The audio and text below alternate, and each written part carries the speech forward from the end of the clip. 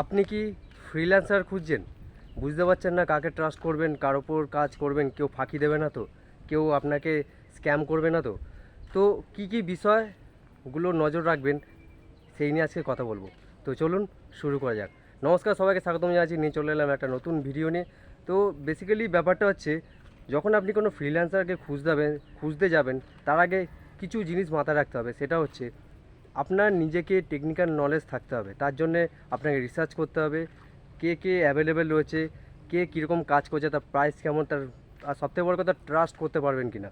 তো বেসিক্যালি কী হয়, মেইন হচ্ছে আপনি যখন কাউকে কাজ দেবেন, তার উপর বেস করে রেট আর ট্রাস্ট, এই দুটো যদি ঠিকঠাক থাকে তাহলে আপনি অন্য কাউকে কাজ দিতে পারেন। তো বেসিক্যালি গুগলে যান, কিছুই না, টেকনিক্যাল বিষয়গুলোকে দেখুন যে কী কী অ্যাভেলেবেল। ধরুন আমি একটা ওয়েবসাইটের কথা বলছি, এক্সাম্পল দিচ্ছি।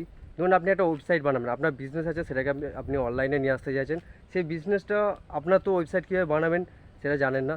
তবে কি করতে পারেন, আপনি বেসিক নলেজ নিন, টেকনিক্যাল নলেজ, যে ওয়েবসাইট কীভাবে বানাতে হয় এসব নিয়ে নেওয়ার পরে গুগলে সার্চ করলেন যে কারা কাজ করছে, তাদের রিভিউ দেখুন।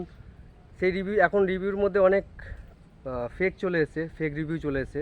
তো আপনারা কি করতে পারেন, আরেকটা পদ্ধতি হচ্ছে, ওই গুগলে সার্চ করে যাদের ইনফরমেশান আপনি পেয়েছেন তাদের আরও ডিটেলস নিন। তারা যাদের সাথে কাজ করেছে তাদের ওয়েবসাইটে যান, সেই ক্লায়েন্টের ওয়েবসাইটে গিয়ে তাদের সাথে কথা বলুন যে সেই ব্যক্তিটা কেমন, তার কাজ কেমন, তার প্রাইস কেমন, সব কিছু ডিটেলস নিয়ে নিন। এই করে করে আপনি ক্লায়েন্টের সাথে কথা বলতে পারেন, এবং সেখান থেকে ফিল্টার করে সেই যারা কাজ করছে ফ্রিল্যান্সার, তাদেরকে আপনি কল করতে পারেন। সেখান দিয়ে আপনার একটা আইডিয়া হয়ে যাবে কী কী ধরনের ওয়েবসাইট হয়, কী কী টাইপের ওয়েবসাইট হয়, সেই বিষয়ে আপনার একটা ধারণা হয়ে যাবে। এবং তাদের কাছ, আপনি যখন এই করে যখন ডিটেলসটা চলে আসবে, আরও কিছু লোককে সেই একই কাজের জন্যে তারা কীরকম প্রাইস চার্জ করছে, তারা কাজ কীরকম করছে, সেগুলোকে, সেই বিষয়ে আপনারা কথা বলে নিতে পারেন, ইনফরমেশান নিতে পারেন। তো এই হচ্ছে মূল মধ্য কথা। বেসিক্যালি আপনাকে দুটো জিনিস থাকতে হবে, এক হচ্ছে টেকনিক্যাল নলেজ থাকতে হবে, বেসিক নলেজ, আপনাকে অ্যাডভান্স না জানলেও হবে, বেসিক নলেজটা থাকতে হবে। দুই হচ্ছে ট্রাস্ট বিল্ড করতে হবে, যে ট্রাস্টেড কোনো পার্সন আছে কি না, তাদের ডিটেলস নিতে হবে।